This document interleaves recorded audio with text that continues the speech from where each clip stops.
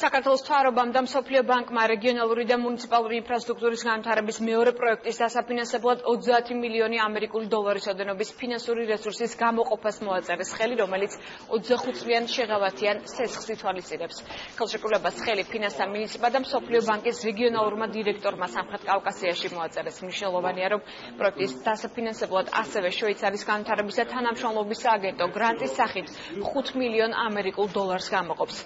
ასევე მსოფლიო ბანკის ფინანსური მხარდაჭერით რეგიონალური და მუნიციპალური ინფრასტრუქტურის განვითარების პირველი პროექტი უკვე დასკვნით ფაზაშია და ქვეყნის სხვადასხვა რეგიონში წყალსადენების კანალიზაციის სისტემების ადგილობრივი გზების რეაბილიტაციას, ასევე კონფლიქტის შედეგად დაზარალებული მოსახლეობის საცხოვრებელი პირობების გაუმჯობესებას ეხება.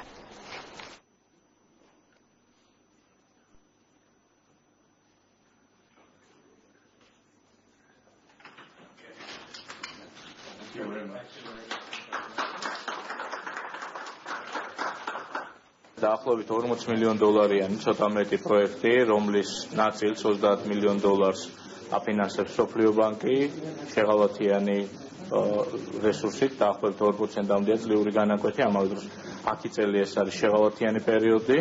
5 მილიონ დოლარს გამოყოფს შვეიცარიული მხარე და დაახლოებით 7 მილიონს, ანუ ეს არის თანადაფინანსება, იქნება ქართული მხარის მიერ გამოყოფილი, საქართველოს მთავრობის მიერ გამოყოფილი თანხა. აღნიშნული პროექტების განახორციელებელი ორგანო იქნება მუნიციპალური განვითარების ფონდი. ჩვენთან უკვე შემოსული არის მუნიციპალიტეტებიდან არაერთი პროექტი და განაცხადი, რომლის დაფინანსებასაც ითხოვენ და უკვე ამ პროექტის ფარგლებში წლის ბოლომდე უკვე დავიწყებთ დაფინანსებას კონკრეტული პროექტების და ჩვენი ქვეყნის მოსახლეობა უახლოეს მომავალში იგრძნობს იმ ეფექტს, რომელიც შეთანხმების შედეგად იქნება მიღებული.